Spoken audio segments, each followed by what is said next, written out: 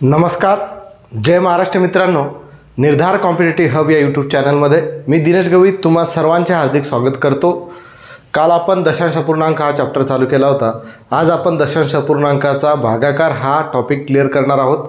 त्यानंतर आपण काही उदाहरणं त्याचे बघणार आहोत. ठीक आहे, तर बघा दशांश अपूर्णांकाचा भागाकार खूप सोपी आहे, पण त्यामध्ये काही गोष्टी लक्षात ठेवणं, तीनच महत्त्वाच्या गोष्टी आहेत. तर त्या तीन कोणकोणत्या गोष्टी आहेत त्यावरती दशांश अपूर्णांकाचा भागाकार अवलंबून आहे. तर बघा, एक पहिलं उदाहरण मी तुमच्या घेतो. समजा आपल्याला त्यांनी म्हटलं की 0.25 भागेला 0.5. ठीक आहे, यालाच काय लिहू शकतो आपण 0.25 अपॉनमध्ये 0.5. ठीक आहे, आता बघा दशांश अपूर्णांकाचा भागाकार आहे, हा पण भागाकार आहे. 0.25ला जर अपूर्णांकामध्ये लिहिलं तर काय होतील रे, 25 एकावरती 2 शून्य, कारण दशांश चिन्ह 2 स्थळांतर आहे. हे झालं 0.25चं. छेदामध्ये 0.5 आहेत, तर याला काय लिहू शकतो 5/10. म्हणजे ॲक्च्युअलमध्ये हा 2 अपूर्णांकाचा काय झाला, भागाकार झाला. मग 25/100 काय राहील, जसाचा तसा राहील. हा भागाकार आहे, छेद आहे म्हणून गुणाकारात चिन्ह, आणि याचं काय होईल खाली मुडकं वर पाय. बरोबर, कारण आपण व्यवहारी अपूर्णांकाचा भागाकार बघितला की व्यवहारी अपूर्णांकाच्या भागाकारामध्ये आपण भागाकाराच्या ठिकाणी गुणाकाराचे चिन्ह देतो आणि त्याच्या पुढचा जो अपूर्णांक असतो त्याला व्यस्त करतो. तर बघा, हा 0 ह्या 0 सोबत कटला, 5×5=25, म्हणजे उत्तर किती आलं 5/10. आता या 5/10ला जर आपल्याला दशांश अपूर्णांकामध्ये कन्वर्ट करायचं आहे तर एकावरती 1 शून्य आहे, म्हणजे दशांश चिन्ह एका स्थळांतर, म्हणजे उत्तर किती येईल 0.5. हे आपण ऑलरेडी बघितलं.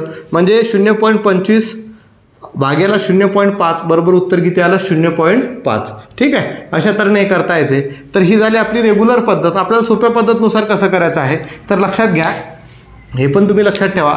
तर लक्षात घ्या, बघा इथं दशांश चिन्ह किती स्थळांतर आहे, 2 स्थळांतर. इथं दशांश चिन्ह किती स्थळांतर आहे, 1 स्थळांतर. सेम हेच आपण या फॉर्ममध्ये लिहिलं. इथं दशांश चिन्ह 2 स्थळांतर, इथं 1 स्थळांतर. आता बघा, ज्याला भागतात त्याला काय म्हणतात, भाज्य आहे ना. ज्याला भागतात त्याला म्हणतात भाज्य, ज्याने भागतात त्याला काय म्हणतात, भाजक. ठीक आहे, आता इथं बघा भाज्याची दशांश चिन्हाची संख्या 2 स्थळांतर आहे आणि भाजकामध्ये दशांश चिन्ह एका स्थळांतर आहे. जेव्हा भाजकाची दशांश चिन्हाची संख्या ही भाजकापेक्षा जास्त असते, जेव्हा भाज्याची दशांश चिन्हाची संख्या ही भाजकापेक्षा जास्त असते, तर जेवढी जास्त असते तेवढ्या स्थळांतर आपल्याला पॉईंट द्यावा लागतो. म्हणजे बघा इथं 2 आहे आणि इथं 1 आहे, म्हणजे याची भाज्याची दशांश चिन्हाची संख्या भाजकापेक्षा कितीने जास्त आहे, 2 मधून 1 गेला, 1ने जास्त आहे. म्हणजे काय करायचं बघा, एकदम सोप्या पद्धतीनुसार सांगतो. ह्याला रब करूया.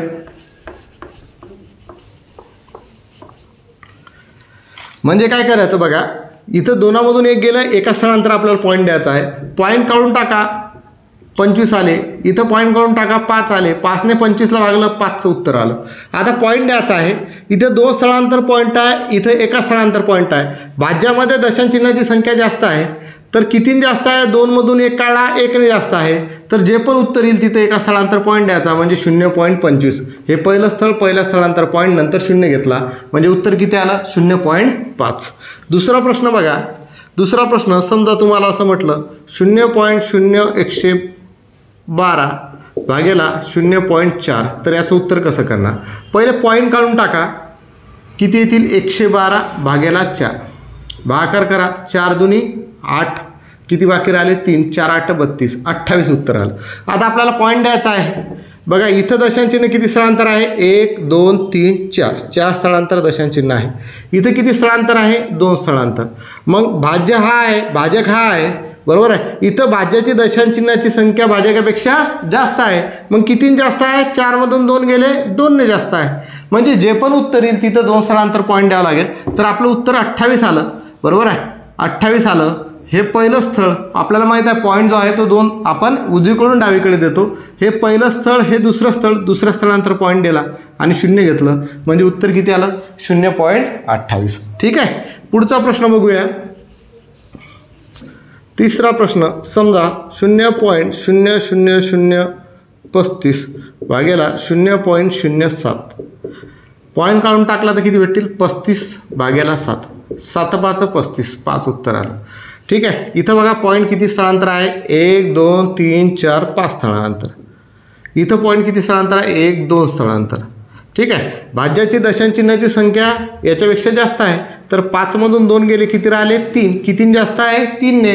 म्हणजे जे पण उत्तर येईल त्याच्यामध्ये 3 स्थळांतर पॉईंट द्यावं लागेल.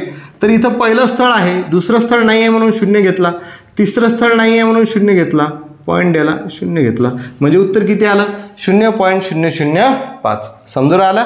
अशा तऱ्हेने आपल्याला हे करायचं आहे. ठीक आहे. आणखी एक चौथा एक्झाम्पल बघूया.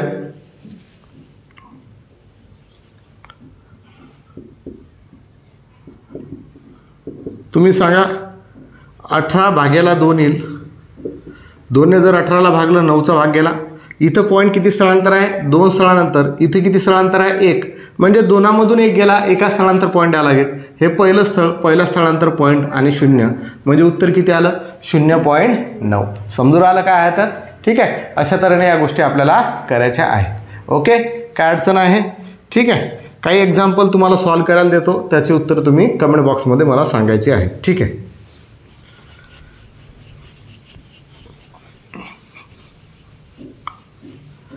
पाचवं एक्झाम्पल आहे समजा 0.24 भाग्याला 0.8 याचं उत्तर किती येईल. 6वं एक्झाम्पल आहे 13.31 भाग्याला 0.1 याचं उत्तर किती येईल. 7वं एक्झाम्पल आहे 0.01331 भाग्याला 0.11 याचं उत्तर किती येईल. 8वं एक्झाम्पल आहे 0.484 भागेला 0.4 याचं उत्तर किती येईल. 9वं एक्झाम्पल आहे 0.036 भागेला 0.6 याचं उत्तर किती येईल. आणि 10वं एक्झाम्पल आहे 0.042 भागेला 0.7 याचं उत्तर किती येईल. हे तुम्ही सॉल्व करा आणि त्याचे उत्तर तुम्ही मला कमेंट बॉक्समध्ये सांगायचे आहे. ठीक आहे. आता बघा, आता पाहिलं आपण की भाज्याची दशांश चिन्हाची संख्या भाजकापेक्षा जास्त असते, तर तिथं काय करतो आपण, पॉईंट देतो. आता आपल्याला बघायचं आहे जेव्हा भाजकाची दशांश चिन्हाची संख्या ही भाज्यापेक्षा जास्त असेल तर कसं उत्तर काढता येईल. ठीक आहे. ते बघूया आपण.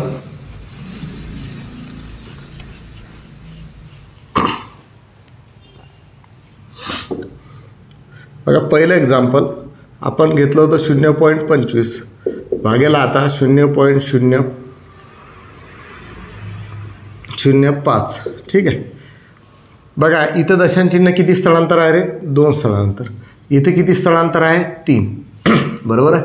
यालाच आपण काय लिहू शकतो, 0.25 छेदामध्ये 0.005. ठीक आहे. पहिले बघू साध्या कन्सेप्टनुसार 0.25ला अपूर्णांकामध्ये लिहिलं तर किती होतील, 25/100. समजलं. कारण एकावरती 2 शून्य येतील, दशांश चिन्ह 2 स्थळांतर आहे. अपॉनमध्ये इथं 0.05 आहेत, पॉईंट काढून टाकला, आले 5. 1 2 3 स्थळांतर दशांश चिन्ह आहे, म्हणजे एकावरती 3 शून्य. ठीक आहे. आता 25/100 छेदामध्ये 5/1000 आलं, तर 25/100 गुणेला हा 1000 वरती आणि 5 खाली. हा 0 या 0सोबत कटला, हा 0 या 0सोबत कटला. 5ने 5ला भागलं, 5चा भाग गेला आणि 5 गुणेला 10, 5 10 50. म्हणजे उत्तर किती आलं, 50. म्हणजे बघा, याच्यावरून लक्षात आलं की भाजकाची दशांश चिन्हाची संख्या जास्त असते तेव्हा पॉईंट येतो का, पॉईंट नाही येत, तर पुढे काय आलं, 0 आलं. तर तिथं पॉईंट येत नाही तर तिथं 0 येते. तर मग कसं करायचं बघा, आपण सोप्या पद्धतीनुसार बघू की 0.25 भागेला 0.05 आहे. इथं दशांश चिन्ह 2 स्थळांतर आहे, इथं 3 स्थळांतर आहे. पहिले पॉईंट काढून भागाकार करून घ्या. 25 भागेला 5, 5 5 25, 5चा भाग गेला. इथं दशांश चिन्ह 2 स्थळांतर, इथं 3. आता 3मधून 2 काढले, फरक कितीचा आला, 1चा आला. ठीक आहे. फरक कितीचा आला, 1चा आला. मग लक्षात घ्या, जेव्हा भाजकाची दशांश चिन्हाची संख्या ही भाज्यापेक्षा जास्त असते तेव्हा भाजकाची जेवढी दशांश चिन्हाची संख्या जास्त असते तेवढे शून्य आपल्याला काय द्यायचे आहे, उत्तराच्या समोर द्यायचे आहेत. तेवढे शून्य आपल्याला उत्तराच्या समोर द्यायचे आहेत. इथं भाज्याची दशांश चिन्हाची संख्या भाजकाची भाजकाची दशांशचिन्हाची संख्या भाज्यापेक्षा जेवढी जास्त तेवढे शून्य आपल्याला उत्तराच्या पुढे द्यावं लागतील. इथं 3 स्थळांतर पॉईंट होता भाजकामध्ये आणि इथं भाज्यामध्ये 2 स्थळांतर पॉईंट होता. म्हणजे याच्यामधला फरक कितीचा? 1चा आहे. म्हणजेच भाजकाची दशांशचिन्हाची संख्या कितीने जास्त आहे? 1ने जास्त आहे. म्हणून याच्या पुढे काय द्यायचं? 1 शून्य द्यायचं. म्हणजे उत्तर किती आलं? 50. दुसरा प्रश्न बघा. समजा आपण म्हटलं 0.0132 भागेला 0.00004. ठीक आहे. पॉईंट करून टाकून भागाकार करून घ्या तर हे किती येतील? 132 भागेला 4. 4 त्रिक 12, 4 त्रिक 12, बरोबर आहे. 33चा भाग गेला. आता बघा इथं दशांशचिन्ह किती स्थळांतर आहे? 4 स्थळांतर. इथं दशांशचिन्ह किती स्थळांतर आहे? 1 2 3 4 5 स्थळांतर. ठीक आहे. आता भाजकाची दशांशचिन्हाची संख्या किती आहे? 5 आणि भाज्याची किती आहे? 4. कितीने जास्त आहे? मग 5मधून 4 गेले 1ने जास्त आहे. तर जे पण उत्तर येईल त्याच्यामध्ये 1 शून्य द्यावं लागेल. म्हणजे उत्तर किती आलं? 330 आलं. ठीक आहे. अशा पद्धतीनुसार आपण करू शकतो. तिसरं एक्झाम्पल. समजा तुम्हाला लिहिलं 0.84 भागेला 0.0004. कसं सॉल्व करणार? 84 भागेला 4 येतील, बरोबर आहे. 4 दुने 8, 4 1 4, 21 उत्तर आलं. इथं दशांशचिन्हाची संख्या किती स्थळांतर आहे? 2 स्थळांतर. इथे किती स्थळांतर आहे? 4. म्हणजे फरक कितीचा आहे? 2चा आहे. आणि भाजकाची दशांशचिन्हाची संख्या जास्त आहे आणि ते कितीने जास्त आहे? 2ने जास्त आहे. म्हणून जे पण उत्तर येईल त्याच्यापुढे 2 शून्य द्यावं लागतील. म्हणजे याचं उत्तर किती आलं? 2100 उत्तर आलेलं आहे. ठीक आहे. समजून आलं. आणखी एक एक्झाम्पल आपण बघूया.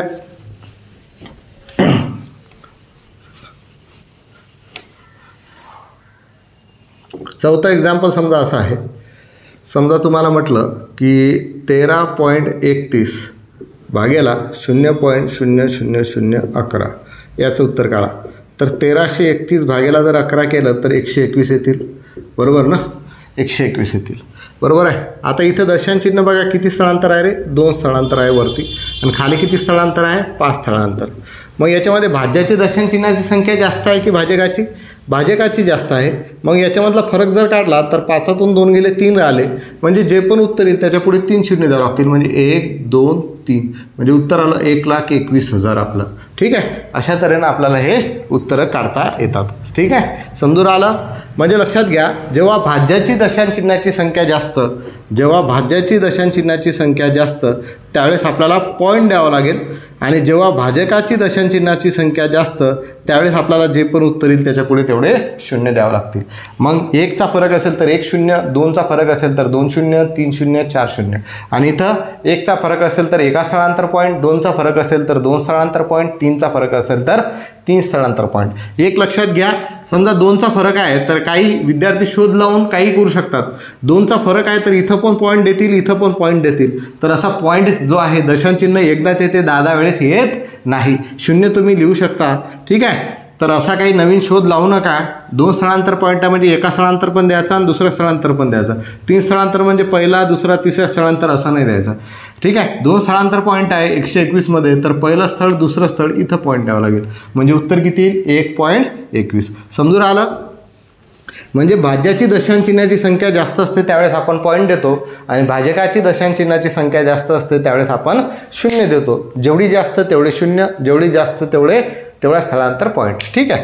5वं एक्झाम्पल समजा तुम्ही सॉल्व करू नका, आपणच बघू की 0.425 भागेला 0.0005. ठीक आहे. 5ने जर याला भागलं तर 5 8 40, 5 5 25, 85चा भाग गेला. इथे 3 स्थळांतर पॉईंट आहे, इथं 4 म्हणजे 4तून 3 गेले 1 राहिला.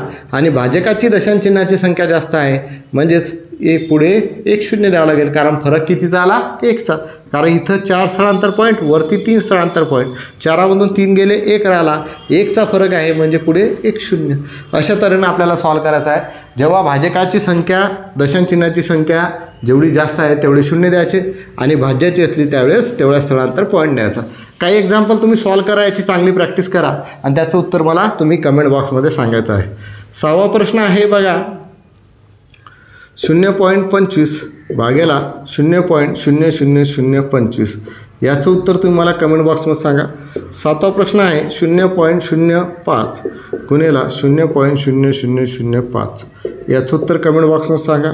8वं एक्झाम्पल आहे 0.44 भागेला 0.0011 याचं उत्तर कमेंट बॉक्समध्ये सांगा. 9वं एक्झाम्पल आहे 1.44 भागेला 0.0012 याचं उत्तर कमेंट बॉक्समध्ये सांगा. 10वं एक्झाम्पल आहे 0.32 भागेला 0.004 याचं उत्तर कमेंट बॉक्समध्ये सांगा. हे 5 एक्झाम्पल तुम्ही सॉल्व करा आणि त्याचे उत्तर तुम्ही मला कमेंट बॉक्समध्ये सांगा.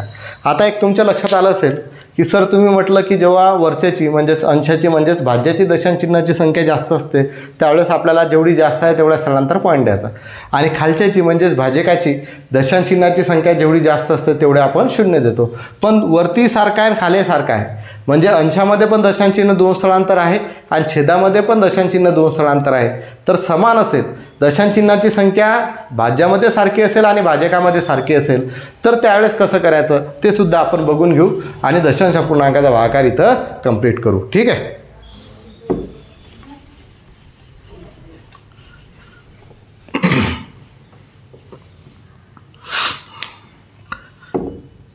बघा पहिले एक्झाम्पल 0.25 भागेला 0.05 यालाच आपण लिहू शकतो 0.25 भागेला 0.05. ठीक आहे. इथं बघा दशांशचिन्ह 2 स्थळांतर आहे, इथं पण 2 स्थळांतर आहे. पहिले रेग्युलर पद्धतीनुसार बघू.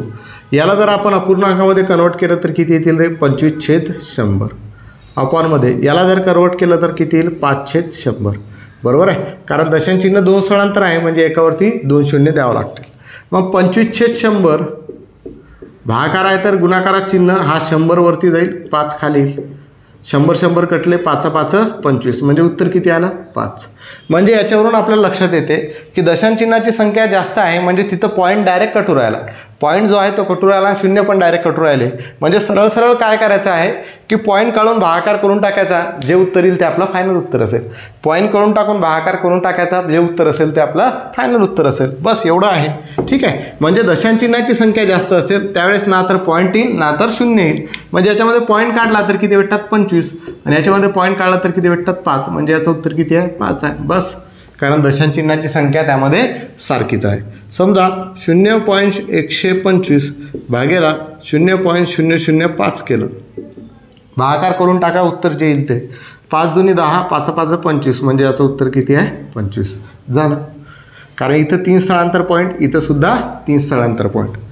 तिसरं एक्झाम्पल समजा आपल्याला त्यांनी विचारलं की 0.042 भागेला 0.07 उत्तर काय इथं 3 स्थळांतर पॉईंट इथं पण 3 स्थळांतर सारखं आहे म्हणून पॉईंट काढून भागाकार करून टाका 7 सकम 42 म्हणजे उत्तर किती आलं 6.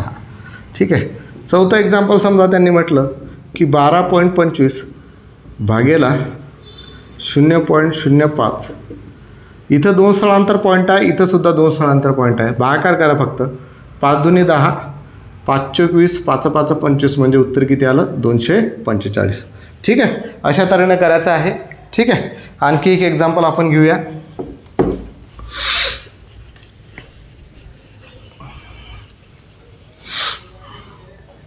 पाचवं एक्झाम्पल बघा. पाचवं एक्झाम्पल आहे की 0.0144 भागेला 0.0012 याचं उत्तर किती येईल. इथं 4 स्थळांतर पॉईंट आहे इथं पण 4 स्थळांतर आहे म्हणजे पॉईंट काढल्यामुळे इथे येतील 144 आणि इथे येतील 12 तर याचा जर भाग दिला तर उत्तर येईल 12 बरोबर आहे. म्हणजे याचं फायनल उत्तरसुद्धा काय राहील 12 राहील कारण इथं दशांशचिन्हाची संख्या काय आहे सारखीच आहे.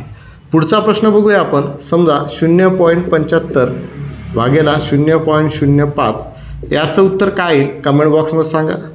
7वं एक्झाम्पल 0.08 भागेला 0.04 याचं उत्तर काय येईल कमेंट बॉक्समध्ये सांगा. 8वं एक्झाम्पल 13.31 भागेला 0.11 याचं उत्तर काय येईल कमेंट बॉक्समध्ये सांगा. 9वं एक्झाम्पल 0.0144 भागेला 0.12 याचं उत्तर काय येईल ते तुम्ही कमेंट बॉक्समध्ये सांगा. ऑलरेडी घेतलं आहे आपण हे व्हॅल्यू चेंज करून टाकू.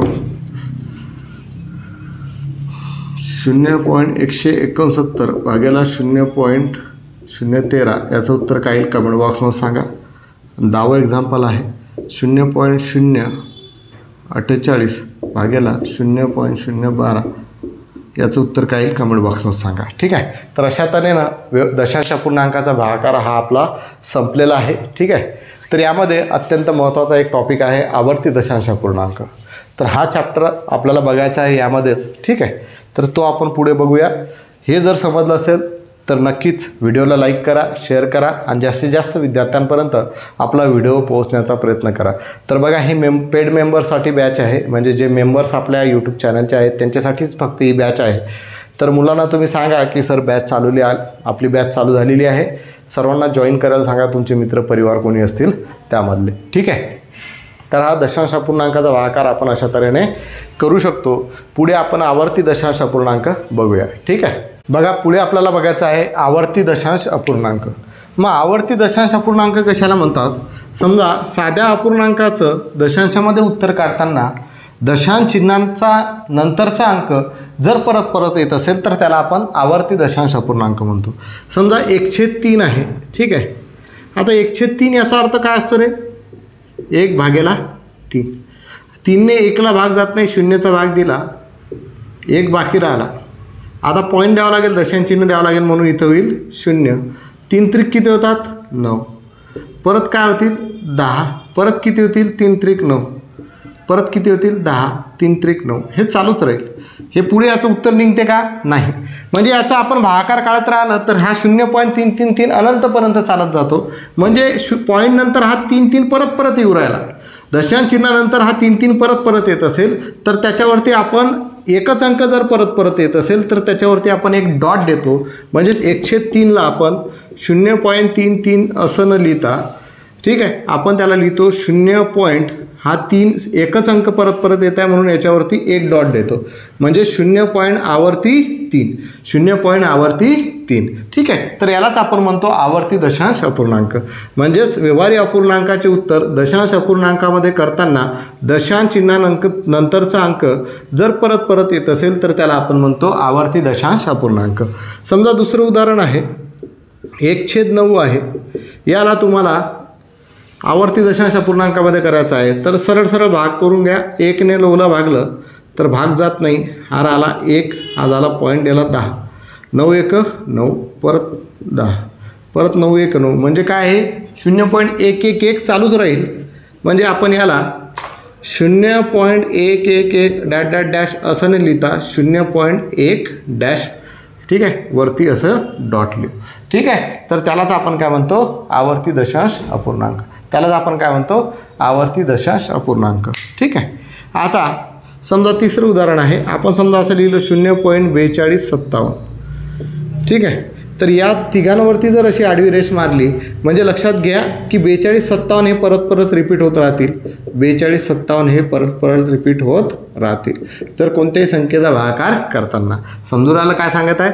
समजा इथं एखादा अपूर्णांक आहे, त्याचं उत्तर काढताना 4 2 5 7 नंतर परत 4 2 5 7 येऊ राहिलं, परत 4 2 5 7 येऊ राहिलं, परत 4 2 5 7 येऊ राहिलं. म्हणजेच हे काय आहेत 0. आवर्ती 4 2 5 7 हे पुढे लिहिण्याची गरज नाही आहे. ठीक आहे. समजा चौथं एक्झाम्पल आहे. आपण असं म्हटलं 0.5 आवर्ती 327. इथं रेषा आहे 0.5 आवर्ती 327. ठीक आहे. सोपी आहे. आता दशांश चिन्हानंतर 5 परत नाही उरायला तर 5 नंतरचे जे अंक आहेत 3 2 7 हे परत रिपीट होतील. 3 2 7 3 2 7. ठीक आहे. तर मग असं नाही लिहिता आपण 0.5 आवर्ती 327 असं त्याला आपण म्हणतो. म्हणजे व्यवहारी अपूर्णांकाचे रूपांतर करताना जर दशांशामध्ये उत्तर काढताना जर दशांश चिन्हानंतरचा अंक जर परत परत येत असेल तर त्याला आपण म्हणतो आवर्ती दशांश अपूर्णांक. तर त्याला काय म्हणतो आपण? आवर्ती दशांश अपूर्णांक. तर यामध्ये सर्वात महत्त्वाचं आहे की आवर्ती दशांश अपूर्णांकाचे रूपांतर व्यवहारी अपूर्णांकामध्ये कसे करावे. ठीक आहे. साध्या अपूर्णांकाचं दशांश अपूर्णांकात करता येईल, कारण सरळ सरळ भागाकार करून आपल्याला आता आपण जशा पद्धतीनुसार केलं तसं आता भागाकार करून आपण काढू शकतो. पण उलटं जर करायचं असेल तर कसं करणार? तर बघा 0.72 या आवर्ती दशांश अपूर्णांकाचे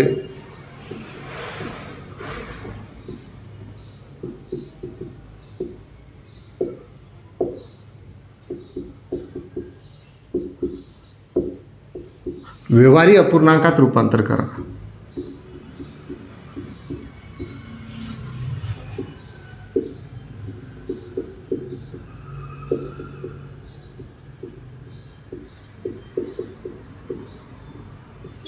ठीक आहे, सोपी आहे एकदम. कसं करावं लागेल लक्षात घ्या. आता हा पॉईंट काढून टाकल्यामुळे इथे किती येतील 72. किती येतील 72. आणि छेदामध्ये बघा किती संख्यांच्या डोक्यावरती आडवी रेषा आहे. 1 आणि 2 संख्यांच्या डोक्यावरती आडवी रेषा आहे म्हणून इथं 2 वेळेस 9 लिहायचा. हे झालं उत्तर. 72/99 आपलं उत्तर झालं. आणि याला जर संक्षिप्त रूप जाता असेल तर त्याला आपला करता येईल. 72 आणि 99ला 9ने भाग जातो. 9×8 = 72. 9×1 = 9×1 म्हणजे उत्तर किती आलं 8/11. आता तुम्ही 11 ने 8ला भागून बघा, तुम्हाला 0.72 असं आवर्ती दशांश अपूर्णांकामध्ये उत्तर भेटेल. ठीक आहे. समजा दुसरं एक्झाम्पल आहे. तुम्ही जर असं केलं 2.12 आवर्ती 12 तर याला कसं करणार. आता दशांश चिन्हाच्या अगोदर 2 ही काय आहे पूर्ण संख्या आहे म्हणून 2 पूर्णांक लिहून टाका. 2 पूर्णांक, कारण इथं दशांश चिन्हाच्या अगोदर काय होतं 0 होतं. इथं किती आहेत 2 तर 2 पूर्णांक झाले. आता 12 वरती जसेच्या तसे, कारण या डोक्यावरती किती आहेत 12ची ही रेषा आहे. बरोबर आहे.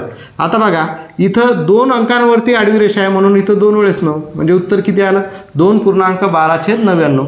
परत 12 आणि 99ला 3ने भाग जातो. 3×4 = 12, 3×3 = 9, 3×3 = 9 म्हणजे फायनल उत्तर भेटेल 2.4/33. अशा तऱ्हेने आपण हे सॉल्व करू शकतो. अत्यंत महत्त्वाचं आहे याचं रूपांतर.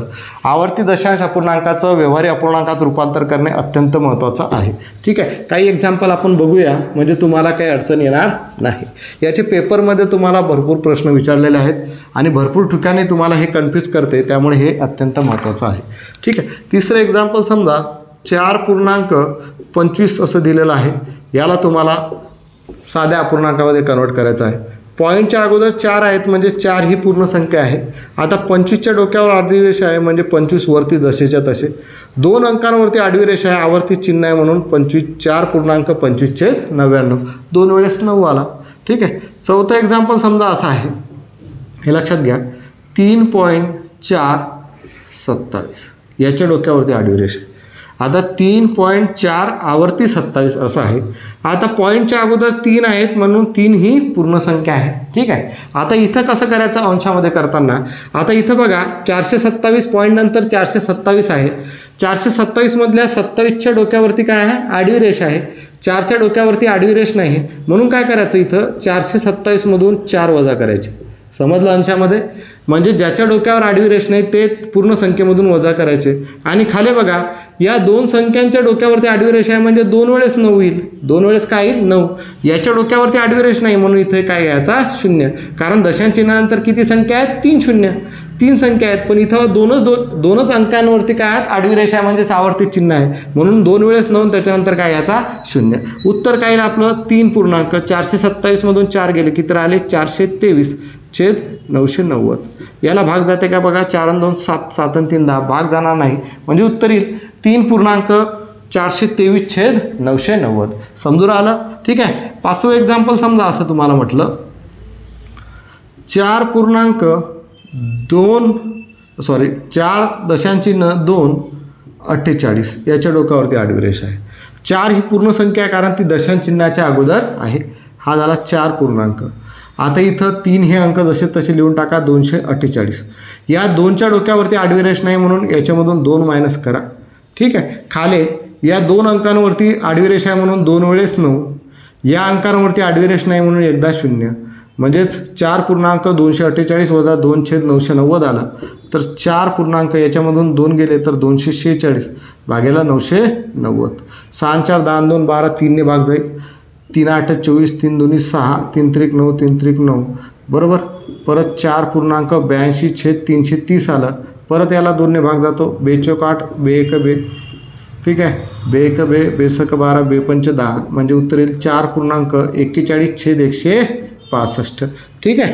अशा तऱ्हेने आपण हे सॉल्व करू शकतो. ठीक आहे. आणखी एक्झाम्पल बघूया.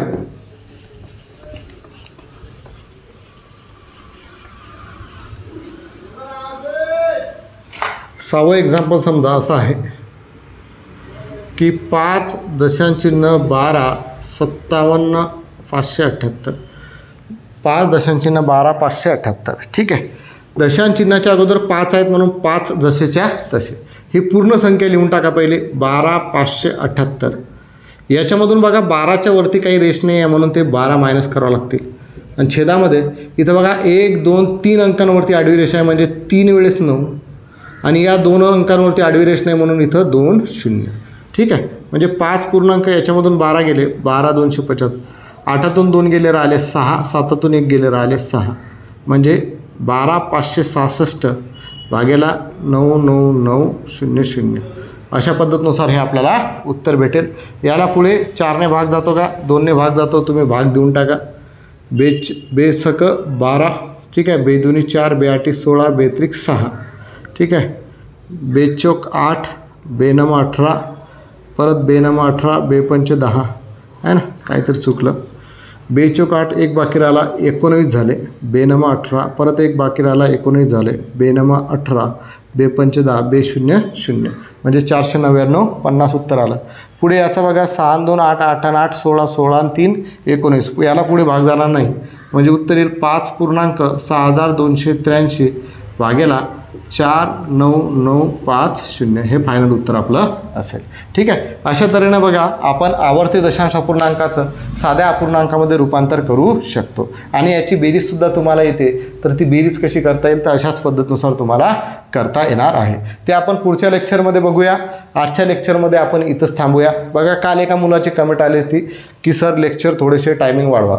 ठीक आहे. टाईम आपण वाढवणारच आहोत पण सध्या बेसिक आहे आणि बेसिक जर एका वेळेस जर सगळं घेतलं तर तुम्हाला कन्फ्यूज करेल म्हणूनच आपण हे करतो. आणि दुसरा विषय आहे मोबाईलवरती व्हिडिओ बनवल्यामुळे मोबाईलमध्ये स्पेसच राहत नाही की पुढे आपण दुसरा व्हिडिओ त्यामध्ये जो आहे तो आपल्याला व्हिडिओ काढण्यासाठी त्यामध्ये स्पेसच राहत नाही. त्यामुळे थोडीशी अडचण येतात. ठीक आहे. थोडंसं काही दिवस ॲडजस्ट करा 5-6-8 दिवस.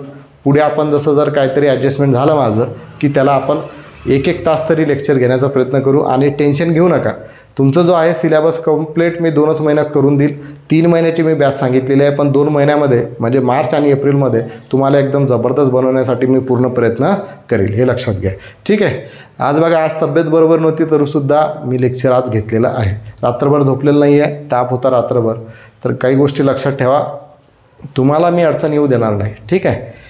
आणि मोबाईलवरती व्हिडिओ बनवणं एवढं सोपं नाही आहे कारण तो व्हिडिओ बनवा त्याला एडिट करा आणि त्याला अपलोड करायला याला 4-5 घंटे लागतात. मी आधीसुद्धा तुम्हाला सांगितलेलं आहे. तर या गोष्टी त्याच्यामुळे आपल्याला वेळ लागतो. नाही तर मी एक ॲट अ टाईम 4 तास 5 तास शिकू शकतो. काही प्रॉब्लेम नाही कारण 10 वर्षापासून मी ते गोष्टी करत आलेला आहे. ठीक आहे. रेल्वेमध्ये लागण्याच्या अगोदर पहिले मी स्पर्धा परीक्षेचे क्लासेसच घेत होतो आणि कंटिन्यू माझी सकाळी 7 वाजतापासून तर संध्याकाळच्या 5 वाजेपर्यंत बॅचेस असायच्या. तर त्यामध्ये मी फक्त जेवण करायचो आणि काही वॉशरूम वगैरे जायचं त्याच गोष्टी करायचो आणि कंटिन्यू मी लेक्चर घेत होतो. त्यामुळे शिकवण्याची मला सवय आहे. त्याचा काही इश्यू नाही आहे. पण आपल्या मोबाईलमध्ये स्पेस राहत नाही त्यामुळे आपल्याला कमी टायमाचे लेक्चर घ्यावं लागत आहेत. जसं थोडासा स्पेस आपल्याला किंवा काहीतरी त्याची काही सुविधा जर उपलब्ध झाली तर तसं मी हे क्लिअर करेल. ठीक आहे. आणि जर लाईव्ह लेक्चर झाले तर काही टेन्शनच नाही. ते अपलोड करण्याची गरजच राहणार नाही. त्यामुळे फटाफट आपण 1 तासाच्या ऐवजी 1.5 ताससुद्धा लेक्चर घेऊ. ठीक आहे. टेन्शन घेऊ नका. मी तुमचं सर्व क्लिअर करून देईल. तुम्ही फक्त कंटिन्यू अभ्यास करा. ठीक आहे. धन्यवाद. आजच्या लेक्चरमध्ये इथंच थांबूया. जय महाराष्ट्र.